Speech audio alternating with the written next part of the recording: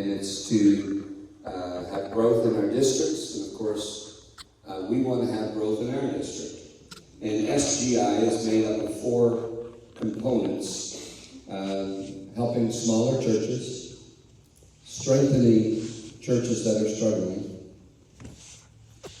starting new churches, and increasing ministers into the district. So, like new licensees and upgrades. And so, in my opinion, they start, if you look at their strategy, it's increase ministers, grow churches, or start churches down. I look at it from the backwards. We can get as many ministers as we want if we don't keep the churches we already have. So that's kind of, my idea is let's grow the churches we have, strengthen the churches that are struggling. And we come a lot from a rural mentality in our district. And so we're needing growth. And so Brother Tracy, in a conversation with Brother Tracy, they have experience in what we're going to be talking about today. And in some capacity, you can take some information that he's sharing today and maybe use it in your local church as a pastor, but also to work alongside your pastor if you're not pastoring. Because I think this is a great opportunity for us to grow not only our church, but also our district. So Brother Tracy, thank you today for giving us your time and sharing with us your expertise on this topic. Would you welcome Brother Tracy today? Amen.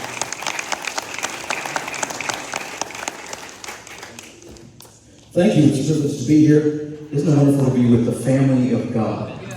And what could be more excited than having an initiative that's all about reaching people? So true. Is the church the building or the people? The people.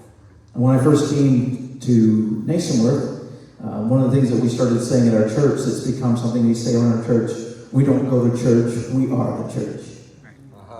And it's been interesting over the last 8 years as I've pastored in Nasonworth to slowly, more and more, try to grow disciples and grow followers of Jesus Christ. And I think that is the purpose of the church. Would anybody say amen to that?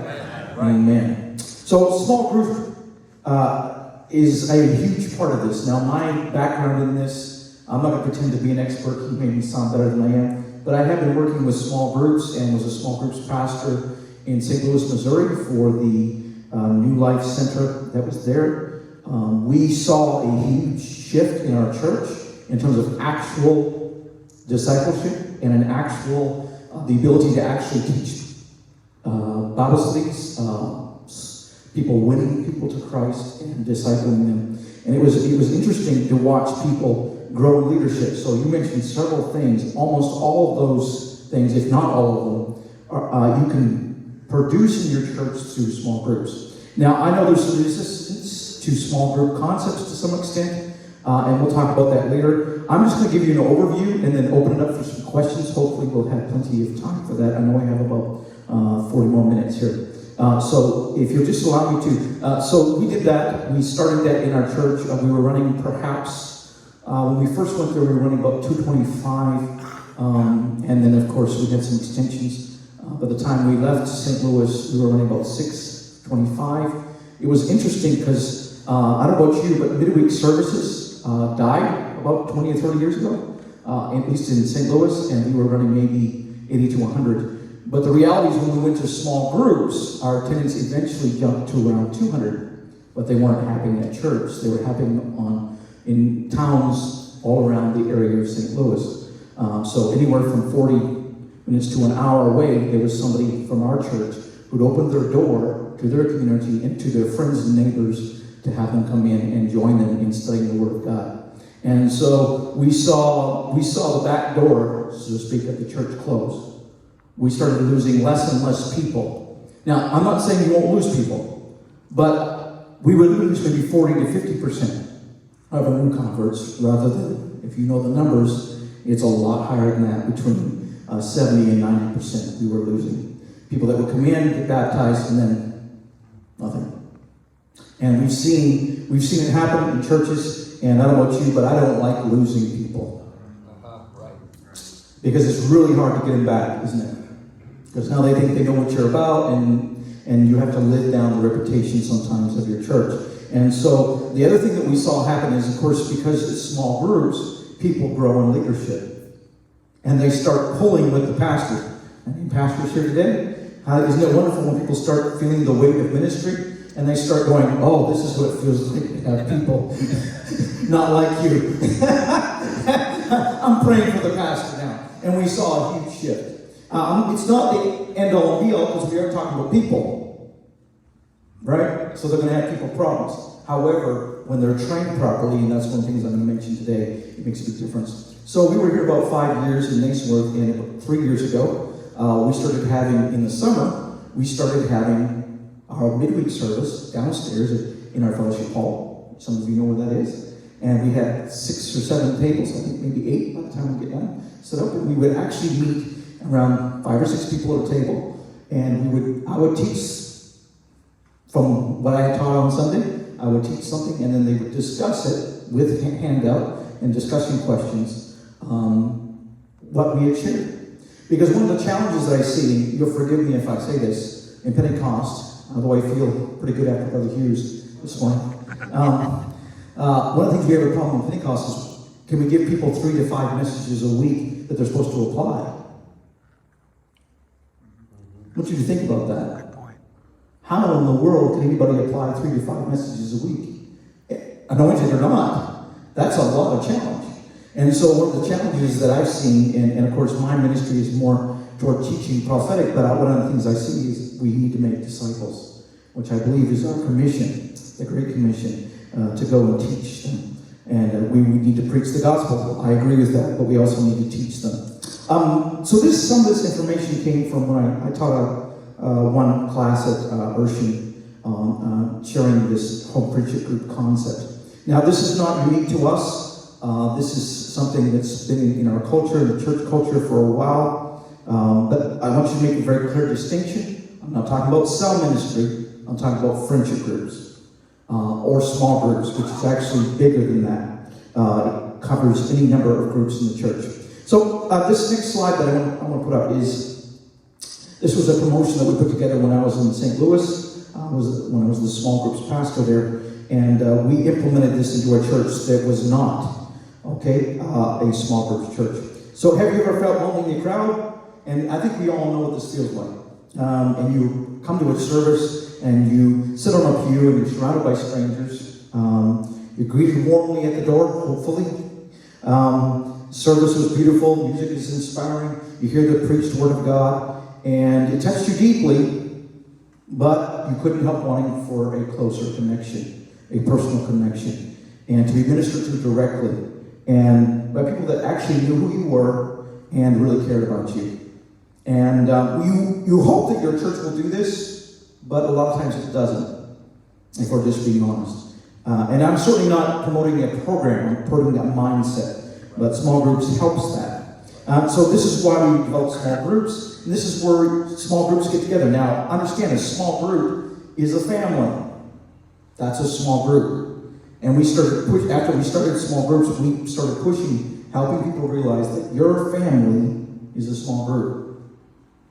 Right? And then when you get together with 2 or 3 couples in the church, that is a small group. Right. And when you do a Bible study, that is a, say with me, small group. And so small groups can also be when you meet at the coffee shop with 2 or 3 people every couple times a week. We got people in our church. And then you start helping your people realize that small groups is not some program in the church, it is the church. Because it's about relationships. And if we're honest with ourselves, one of the challenges that we're facing in our current culture is the breakdown of relationships. Right. And people are very resistant to religion. Right.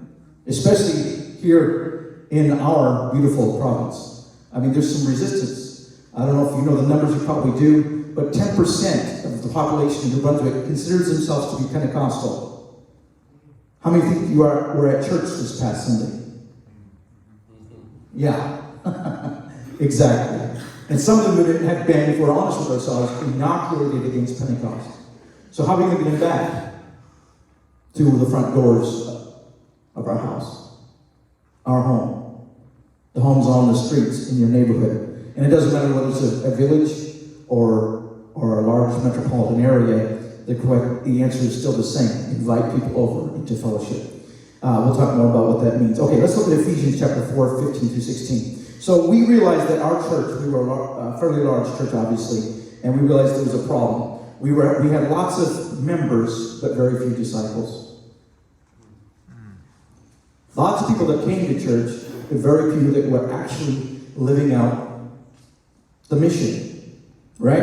And so we started doing some research. The reality is, and you guys probably already know this, but most people will decide in the first 9 to 10 minutes if they're coming back to your church after they walk through the door.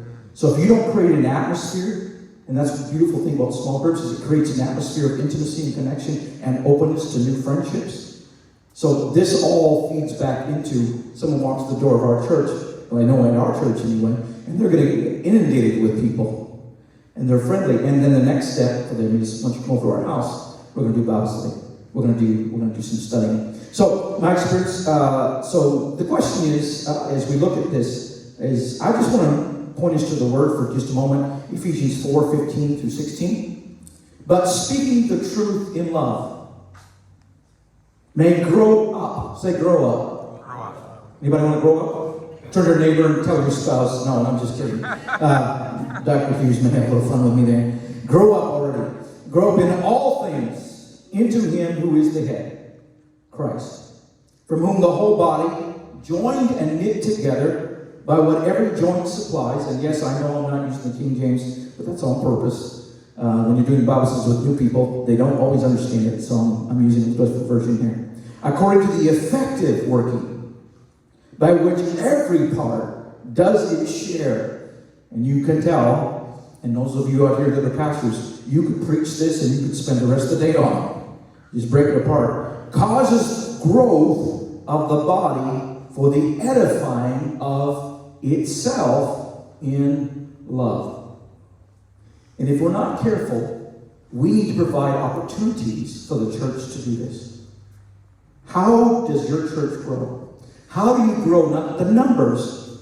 Numbers are wonderful. But the truth is, when you have mature people that get married, they usually reproduce and have children.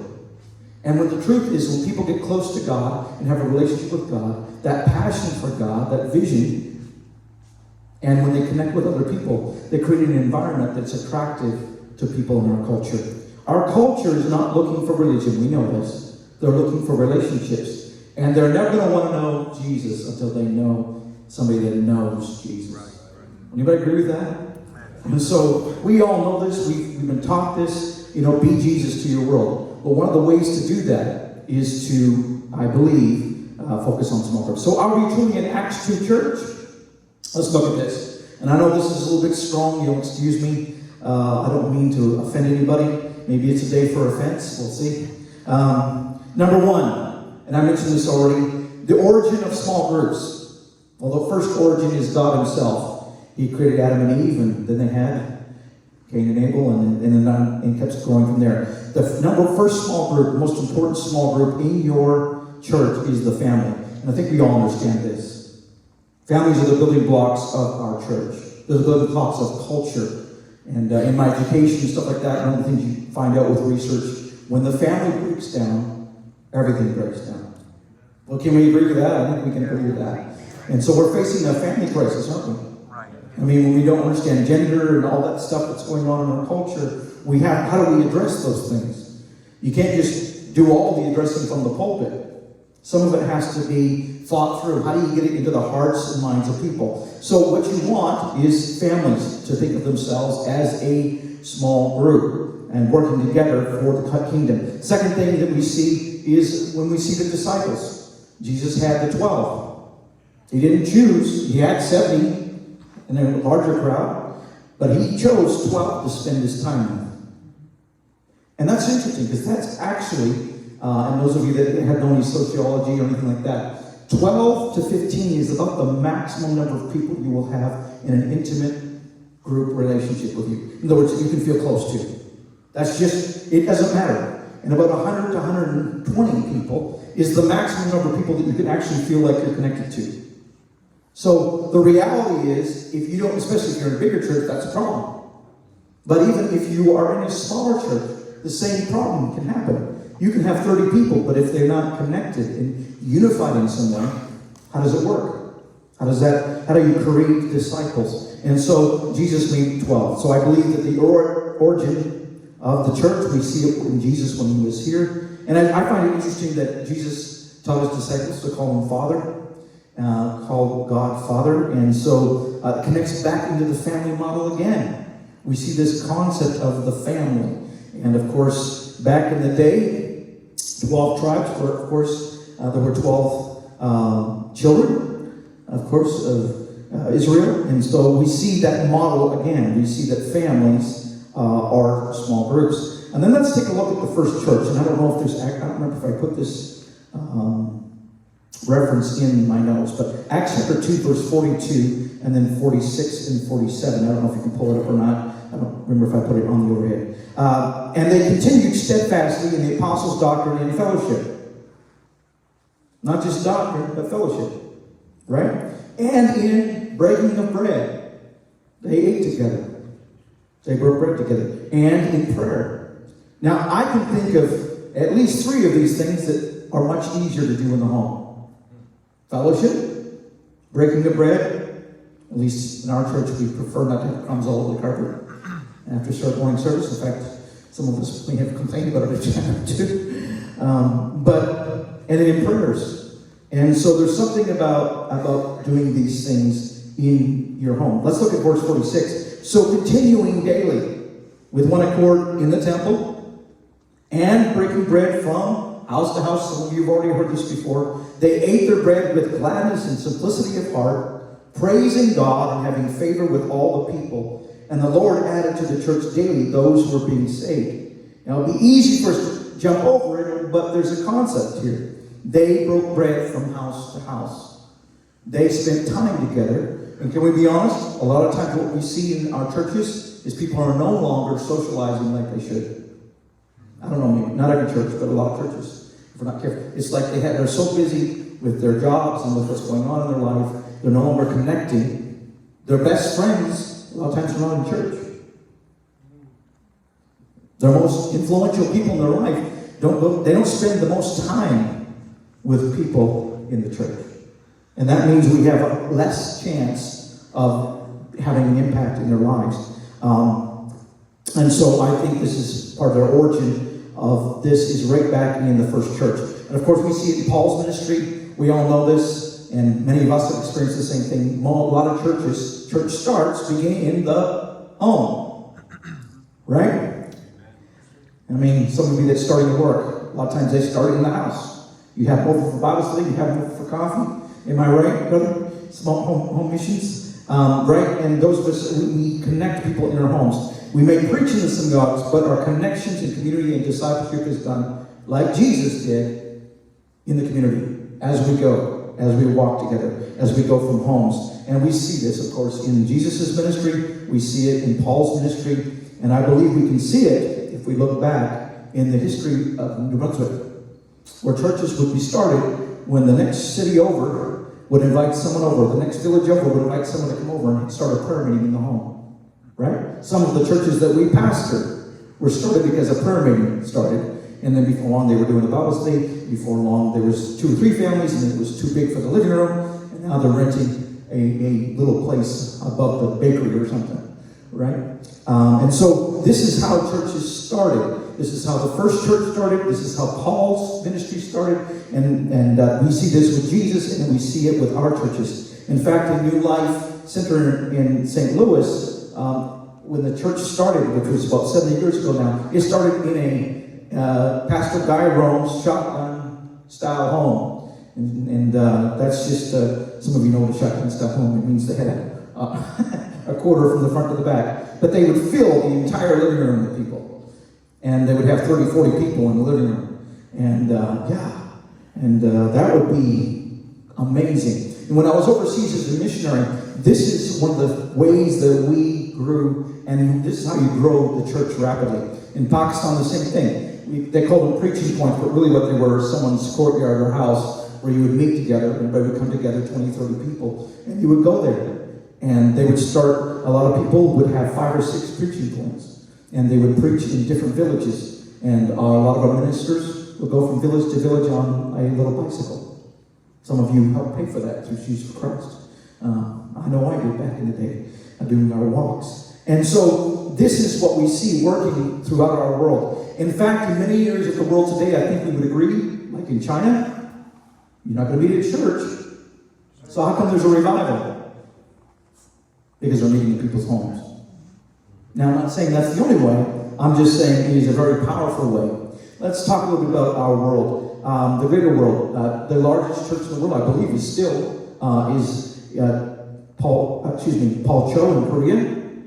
I believe he's up to way more than 1 million people. How do you keep a 1 million-person church in discipleship? Small groups. They have the pastor preaches the message on Sunday, and during the week, sometime they meet together with their small group and discuss it and figure out ways to apply what they've heard. How do we live this out? Warren and Hybels, UPC. I know that Parkway Apostolic Church, which is where we went to get some training more than 20 years ago now, Anthony Camel's church in Wisconsin, amazing church, small group church. And I remember reading an article quite a few years ago about Brother Yance starting a small group church when he went right straight from being a headquarters official to starting a church. That inspired me, and of course there's been many others that have done the same. Okay, so why small groups? What is the mission of the church? I think we all know that. You could say it with me: the Great Commission. The Great Commission, right? Go to all the world, preach the gospel. Teaching them, right? So make disciples. Is your church making disciples? Do you have some way of accomplishing that? A lot of times what happens is, and I've seen this, you start a small group, that's meeting with someone's family, teaching a home Bible study, and that's a small group. And before long, whether it's in their home or your home or at the coffee shop, before long, the connections are made, right? And that's why some people like to do longer Bible studies, like we heard from Brother Stoops. He was saying that on Thursday. And so if you get a longer Bible study, they create connections in the community, and they don't want to break those friendships. It's powerful. I've seen it in our church. I'll just be honest with you. We have people that hardly ever come to the door of our church, but they come to the doors of our church family every week. Why? Because they're loved there. They're accepted there. And even though they try to get away from Pentecost, they can't get away from the Pentecostal people. Right? Because they're loved, they're accepted, and they are drawn. And so what we see is they come back, and they come back. In fact, we've had quite a few people come back even to our assembly over the last several years because community draws people back. Friendships draw people back. What are the advantages of a small church? The small groups, church have to reach the lost as to more traditional churches. I'm just going to mention several things here. Again, I want to get to where you can ask some questions. I've been talking for about 18 minutes, so I'll try to move right along here. Relational instead of religious. I've already mentioned this, but it's so much easier in our jaded culture. And can we agree people are jaded sometimes? They don't know if they want to do anything to do with Pentecost, but they sure don't mind having a new friend. They sure don't mind being loved. They sure don't mind coming over for a snack. And they don't sure mind coming eating your food. Right? You can have a barbecue. And then the next day, hey, we're going to meet again. We're going to talk, don't hide it. We're going to talk about God. We're going to socialize and hang out. And then we're going to talk about the things of God. And things that are going on in culture. And those types of things. So, relational instead of religious. And people are tired of religion. By the way, if anybody's aware of the stats right now, it's really interesting. There's a real move back toward God. Praise God. I didn't say it toward churches necessarily, but a real move back toward people realize our culture's in trouble. And small groups opens a door. And let me make this next point. It's shallow water. It's easy entry. It's my neighbor. Well, there's only going to be a couple of us there. I don't have to meet the whole church. Right? It's just a little intimidating for someone that's not an extrovert. So, So it's shallow water. It's easy entry. And then if they do come to your church, they already have 2 or 3 friends. Right? And that creates a huge buffer. So just to make it clear, that's one reason why we do that. It's a low overhead cost. How much does it cost to use someone's home? Probably nothing. Right? They already have a house. They already have an apartment. So reality is, this is why a lot of churches overseas, they don't have buildings, but they are growing like crazy. Why? There's no financial issues. And I'm not saying we can't have buildings, okay? But what I'm saying is we need to be very careful, because what if your church is growing so rapidly, which is what I like to see, and I'll be honest, I'm going to see it happen in Fredericton, where we have to use the biggest convention center there, right? I can see that happening. I can see us, and you'll excuse me for using my vision, and I'll try to not get too excited, but I can see 100 churches in Fredericton, all of 100. Sure. Right? Why not? Absolutely. That's only a tithe of the area, tithe and an offering. Yeah. That's not beyond ability. That's not beyond the ability. And so these things are possible. That's my vision, just so you're clear. That's my vision. I really see that that's possible. And one of the ways we do that is we grow the church, and we grow leaders who make new groups, and so in new churches. So low overhead costs, no church buildings, offices necessarily accepted. Every home becomes a door to the church. I've already mentioned that way. The mindset of the members. Now this is really important. This is easy to overlook with small groups. It's really interesting, and we've been doing it for 3 years now in our church. So just before COVID, the summer before COVID, we started doing small groups downstairs, even though they didn't know that we were doing that. But anyway, I was getting them ready. So we had a leader at each table who would lead the discussion, but they didn't do the teaching, and all they had to do was kind of facilitate the questions. And in fact, that's what we call it. We don't call them small group leaders necessarily, we call them facilitators. Because the teaching is done by the pastor or by a DVD. And so this allows them to relax. Anybody can facilitate it, pretty much. I mean, if they have, obviously, a good member of the church in good standing. Because they don't have to do that much work. There's no pressure to speak, which I think we all know is one of the greatest fears on the planet. Statistically, that's true, by the way. People don't like speaking. But to share and ask questions, I can do that, Pastor. And so they do it. The other thing that's interesting is that because you do this, ministry is happening in their home. It changes the way they think about the house. Right. Do you think about that?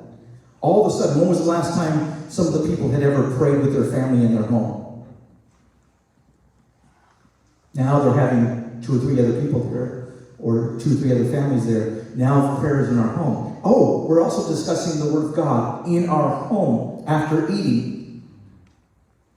You do that for a year or 2 before long, it's possible, if you're helping people understand this, that fathers or mothers or whoever's the head of the home starts talking about God after they eat supper. Why not? We've been doing it every week, 2 or 3 years. Of course, it's easy. You open the apps. It's just part of what we do now. And so it changes the mindset. Church doesn't happen at church. Church happens wherever I am. I am the church. Wherever I am, somebody can be healed. And so we've seen this huge change, I think, in our church. I've noticed that people are now testifying in my small group all the time. Yeah, I was at Walmart the other day. I saw someone in need, and I just, hey, we can pray right here, right now. How does that happen? They're no longer afraid. Praise the Lord. Right? They have people over, they think in ministry. Someone's in my house, I'm going to minister to them. They come over to fix the tap or fix the plumbing. I'm here, I'm in ministry. Because I am the church. And they're in my home. This is the place. This is holy ground too. Amen. And so they become priests.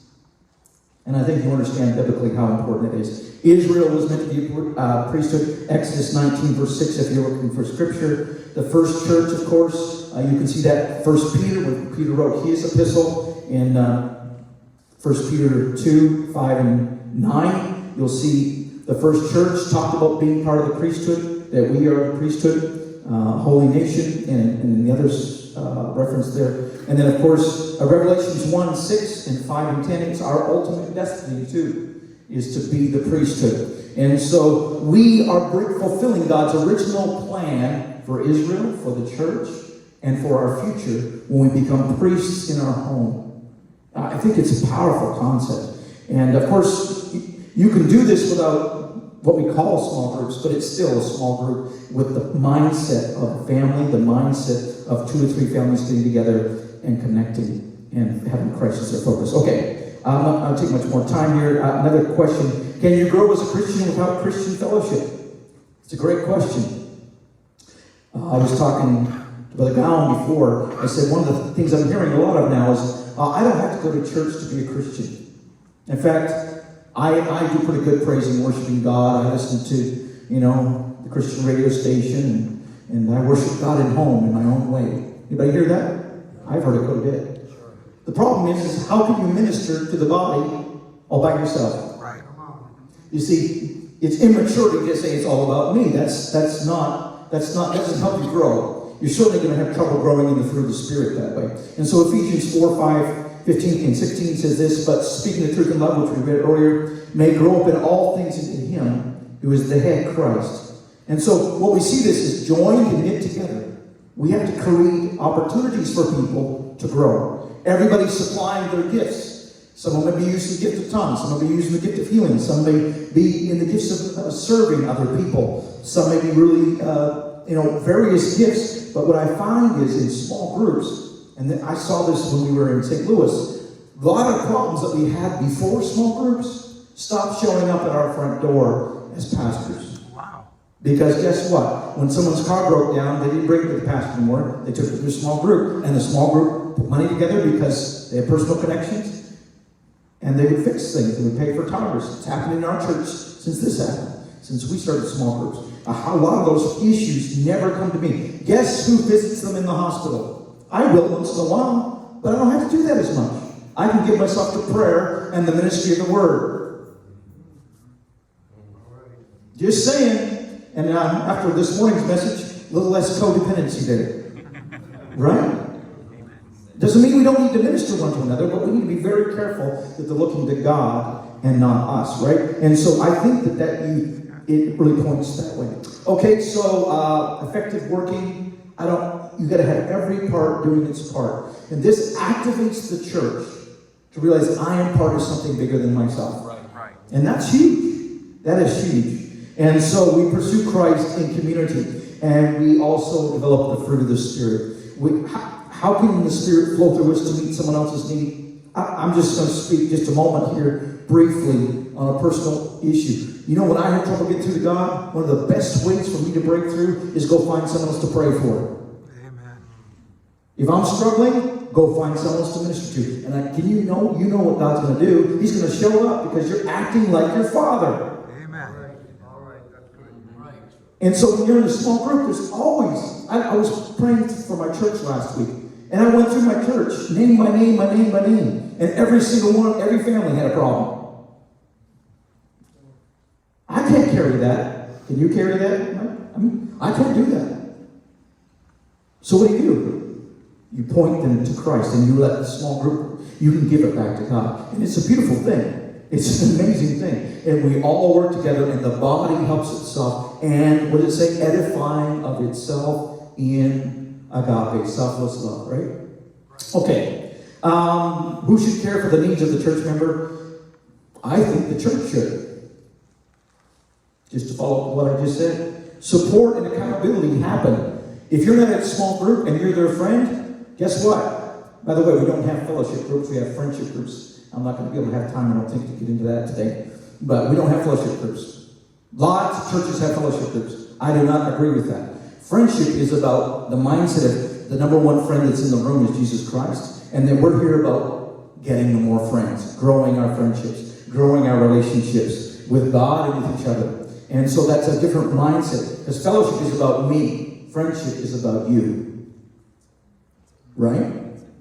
That's a big difference. And that was one thing that was stressed on. That didn't come from me, that came from Tamil's church. That's a huge shift. And it makes it, in a culture that's very narcissistic, very self-centered, we're really struggling with this. And so this gives us opportunity to support and have accountability with one another. And I know our small group leaders, if someone's not there on Sunday, people in our church get a call. Not from the pastor, but from their friend. Right? Hello, where were you? Amen. And if your church grows, how can you have a personal relationship with 200 or 300 people? I think most of us want churches of 2 or 3, 4, 500, whatever your town can support, your place can support. How are you going to meet all the needs of all those people? You need people to step up with you, like Jesus had the 12 disciples and the 70. Okay, how do humans feel part of something? Ministry and buy-in. And then that's a big part of it, as I've already mentioned. People feel part of something they give to and are needed by. It's really hard to miss church when you have to be there, right, pastors? You may not even feel like it. There may be days when you're not feeling good, but you show up because you need to be there. And people need to feel that same need, and small groups helps with that. In a culture of many fractured relationships, how do we build biblical roles and restore people? This is going to be a huge issue. I don't have time to go into it, but if we're going to rebuild and restore the roles that have been lost in our culture, do I need to go into detail? I think you know what's going on. How are we going to do that? Small groups. I believe that. When you see examples in a leader of a good marriage and of good connections between family members, and the church is helping support that, that helps people have examples right in their own life, right in their own oikos, right in their own place of koinonia, their connections, where they can see and grow. And I'm just being honest with you, I'm not going to go into detail, but we're seeing this in our church. There's some very broken people in our culture. How do we get them to be whole? Well, we heard part of it this morning. You speak words of life until their DNA is repaired, till their mind is transformed by the Holy Spirit. But the Holy Spirit that flows through us a lot of times. The Holy Spirit that flows through us. And by the way, this is one of the greatest ways to grow leaders I know of, because they have to deal with the same issues at a small scale as the pastor does. Okay, biggest fears. I'm going to finish up here. What's the biggest fears of small groups? I'm not going to go into detail here, but the number one is unaccountable leaders. Unaccountable leaders. It's the number one fear people have with starting small groups. Understandable.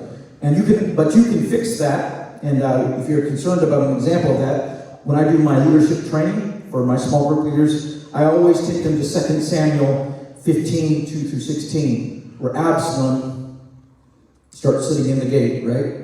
Every pastor's worst dream, worst nightmare is that right there, right?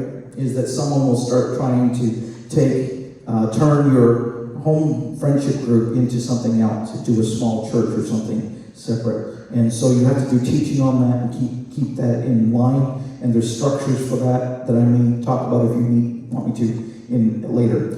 This can happen when the purpose of the group gets lost and or accountability becomes lax. So we are to guard our sheep. Amen? Amen. And so that means we have to keep them accountable, because accountability is important. And it's vital that every group be about edification, not tearing things down. So, and repeat of the past, we see it in the first church. You see lots of troubles in the first church because challenges between different groups of people. You see it in the Corinthian church, other churches, so we have to be careful of that. And then the cell group concept is quite a bit different from home friendship group concept. And the major difference is the teaching does not get done by the person leading the group. I mean, they may go over some stuff, they may cover some stuff that was covered Sunday in our case, or as we did in St. Louis, we did DVDs, and the video was actually the teacher. So whatever structure you want to go in, that works. So guidelines for helping small groups, let me finish up here. Facilitators, not pastors. Serving leadership, not positional. This is huge. I can't dig into it. Primary calling is to edify, not correct. These are some really foundational philosophies to the nitty-gritty. If you're doing a small group, whether you're teaching a home Bible study or you're starting a church, these are really core concepts. By the way, there were a few handouts. I don't know if they already are right here. If somebody wants some, I'll leave them up here. I don't have a lot, so if you want one, come up later. And also, if you have the ability to write down, you can write down my email address. I will send you more stuff that you can read this summer on this. pastor@upcim.ca. Really easy, pastor@upcim.ca. So it does not edify, it's not discussed. I stress this with my facilitators. If it doesn't edify or encourage somebody, we don't talk about it. We're not going to talk about church issues. We're not talking about, Aunt Nellie's gout. Maybe it's a prayer, but we want to be very careful with that, right? All facilitators must follow the guidelines, and we have very clear guidelines, and we teach those, and they're to be said every small group. May get a little lax as the group is 2 or 3 years old every other week, but we follow the guidelines and goals. Primary spiritual leadership, I've already mentioned. And in case you didn't know, Pentecostal Life, and I assume you guys are aware, they literally changed their structure. So there's 4 lessons. And the reason for that is there's quite a few churches and organizations now that do small groups. And so there's 4 lessons, if you get Pentecostal Life magazine, that you can use if you don't want to use your own stuff. So you could, even if you have a Sunday night service, you could teach that, and they could teach it during the week in your small group. So that's designed for that. In fact, I don't know if they still do this or not, but they used to.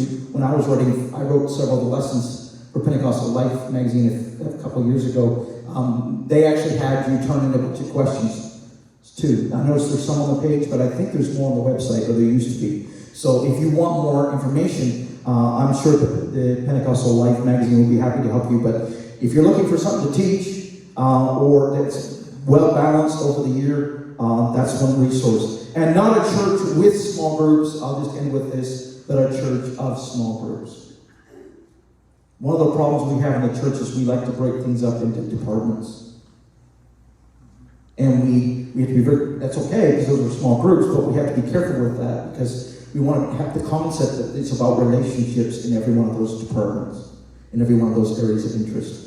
That's a huge because it changes the way people think about it. Right. Think about it as a ministry instead of, my area of authority, right?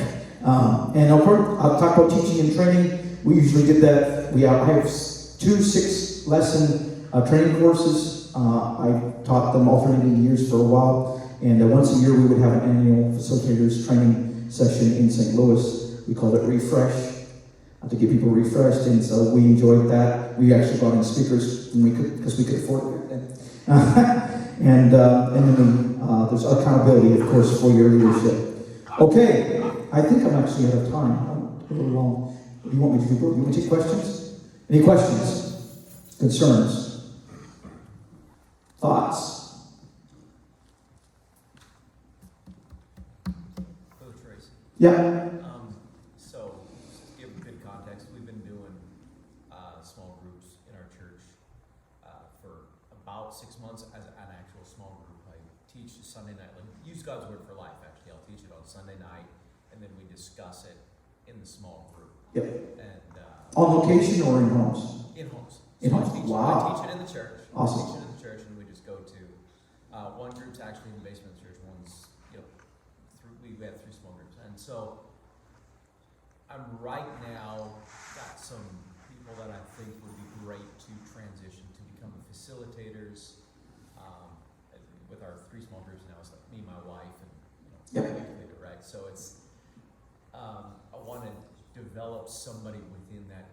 Just thoughts. I know you probably have some training stuff that I you do. can throw at me. I would love Yeah. to see that, but just maybe some thoughts on transitioning somebody from being the faithful person who you really see as being a good leader to being the facilitator. Okay. So, first thing, of course, you're going to do is pray about it, which I know you've probably already done. I know that sounds obvious, but you want to make sure that you're following the Holy Spirit. What we did in St. Louis is, interestingly enough, we invited people to join our first small group, which was a small group of leaders. And so we did it over the summer. Okay. And what we did is we had we had an extra small group night. I think we actually did it as a Sunday school class, actually. So, by the way, if leaders can't come before church, then you probably don't want them as leaders, right? So, or find some time. It may not be convenient, but that's part of the point. Because, obviously you know the time of work, you want people to be there, but at the same time, you also want people that go the extra mile. If they're willing to show up, we did that. What we did is we took the training material, and we actually had each of them teach one. And so that was 6 weeks worth. So that helped a lot. By doing that, they're using the format while they're doing the training, because they're leaders, right, to some extent. Now, if you don't want to do that, that's fine, but what it did is it actually forced them to learn the material, and they all had compassion for one another, so they were all pretty nice to one another, because each knew that we were going to get a chance to be in the hot seat. So it was great, and we had a great time. In fact, we had people from the community come to do our training too, which is crazy, from I think the Baptist Church and the Lutheran Church, because we actually publicized small group training. And so we had people even from the community come, but it was a great time. It was a great time, and by doing that, they learned the format while they're actually doing it. That was one of the things that really helped us there. The other thing is, and I want to mention it to you, is we actually did it downstairs in our church in Nasonworth in a bigger facility. We actually put them around tables, and so that gives them a chance to do it while the safety net's still there. And we did that for what?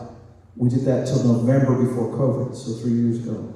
And it was amazing. See, one of the things that happened, we didn't lose anybody during COVID. We grew during COVID. Isn't that awesome? And I'm not saying the numbers, and so we came out of it, and now our churches, we've actually had quite a few new, well, not saying quite a few. For our church, we've got some new members. But we're really, and I'm not talking about transfers you did, Brother Justin. So yeah, but yeah, that was very helpful. That takes a lot of the pressure off, and if they have questions, you're right there.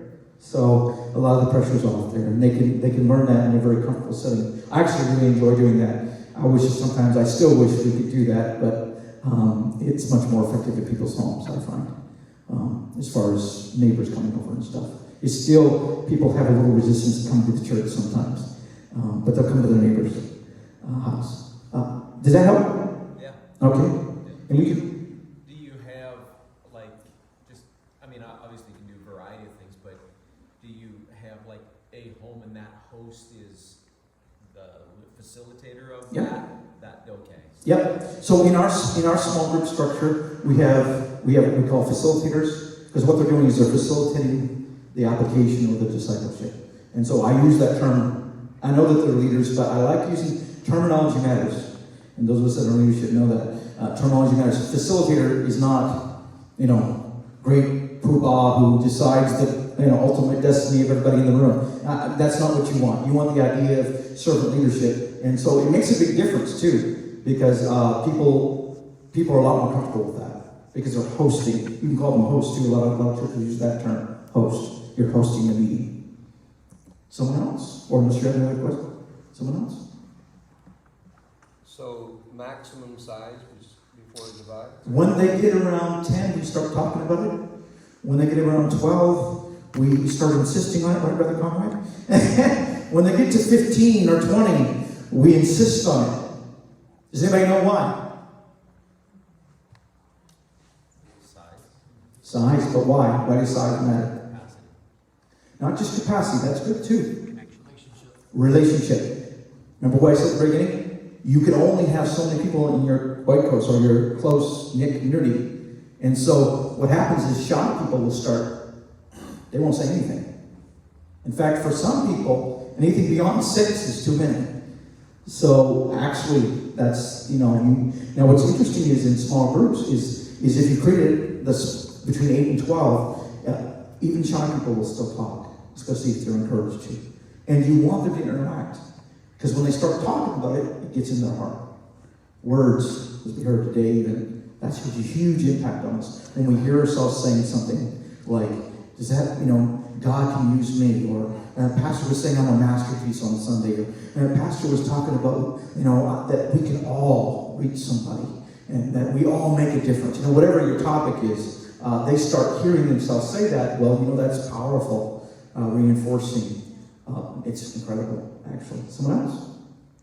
Did that cover your question? Yeah, that's fine. I do have a second question. Sure. So, outside of what you're teaching biblically or whatever, do you suggest small groups for other gatherings of whether, you hear people doing it for gardening and... Yep, I do.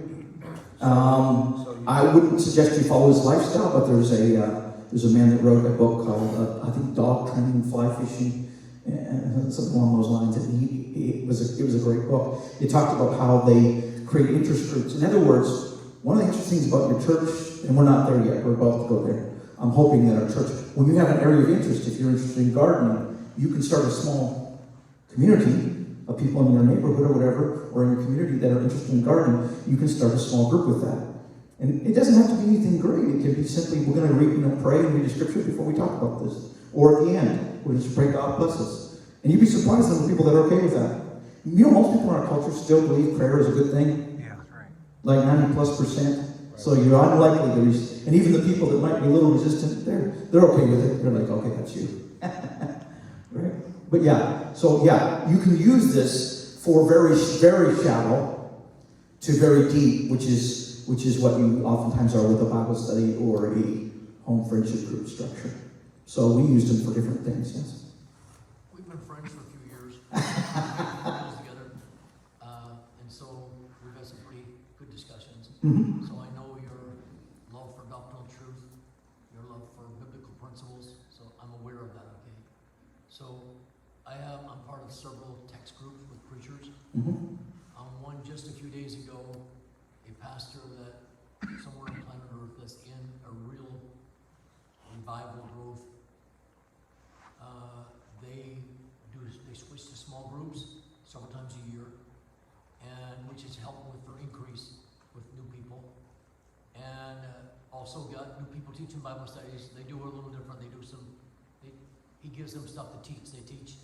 So the person leading them may teach, but it's stuff that he gave them, okay? Right. But one of his things that he asked a question is, because on Sunday they have one service. So he said, how do I get my people grounded, get them in holiness, get them in the depth, and I know where you're at as an individual. So is there an approach? You take a certain time of the year and do in-house Bible studies? What is the best ways? In my opinion, what we did at New Life, and I'm not saying that's the end all be all, but one of the things that we did was, and I have my own material that I've written for this, because we designed our own material for new converts. And it's a small group. We actually, by the way, that was a huge shift. So once we started going to small groups, we also went to small groups in our Sunday school classes, especially during the summer. So we had electives, things like that. People could go to the class for 6 weeks, which is very exciting for people because they get into that. Because otherwise, our Sunday school was dropping off. It was dropping like a rock, man. But when you went into small groups and people that they knew were doing different things. So the reason why this connects to that is because on Sunday mornings during Sunday school, we would, if there was new people at our church, we had 3 different levels of new convert courses that we wrote for, and one of them was Connect, Contribute, and Commit. And so I'm hoping to produce these things at some point in the near future. I just finished editing it. But we used it at New Life. And what we found is that when you put people in that environment, by the way, this was a mixture of people from small group leaders. If people had, it was a great way to connect new people to small group leaders. But the interesting thing was most of the people that got a lot out of it were actually the small group leaders.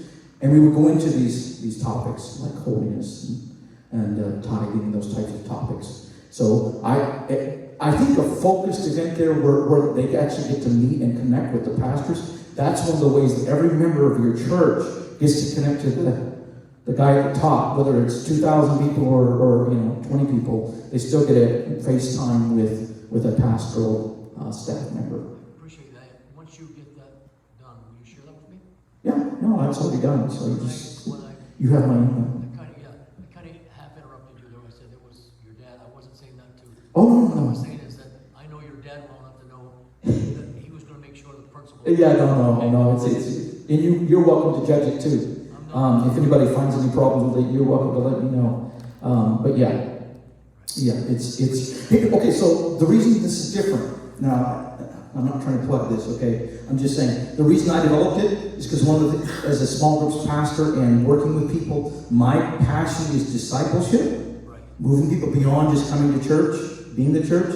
And so, you can can probably tell I get a little excited about this. I love equipping people. And so the difference, what we found is people would, again, they would just come to hear the lesson and that would be it. But this is set up so they have a devotional every day.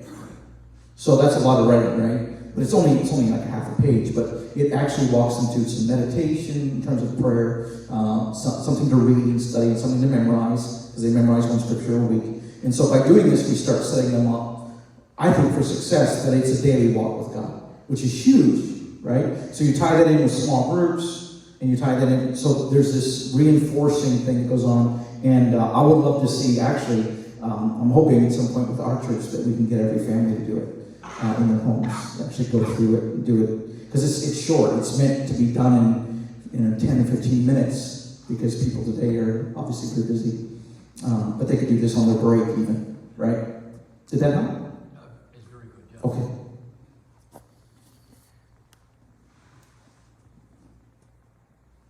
Okay.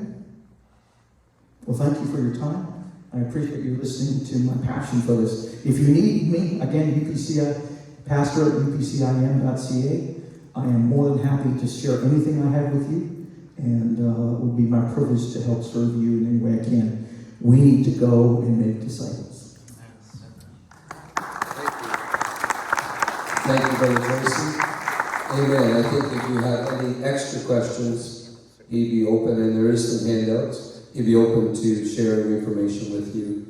And you may have questions that you think of after you leave here today. I'm sure he would answer an email or a text to help you.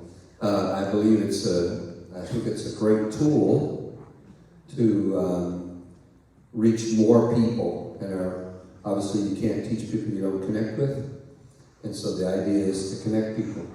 And I think one challenge that we're dealing with as a staff, and we're working diligently on it currently, is making sure all the new people have a connection. Yep. Because connection is very, very important for their return, and then for their stability of being grounded in that church. And so that's something we're working on right now. And if you're not careful in your growing church, Brother Soto said this at our regional Canada conference, good church is not enough. Good church is not, just good church is not going to disciple people. That's right. And so we have to be prepared to impart into their lives individually. So thank you, Brother Tracy, for sharing with us today his passion for this and his years of experience abroad and now here in Atlantic District. Amen. Tonight, 7 o'clock is our service, supper at 5. God bless you. Thank you for your time today.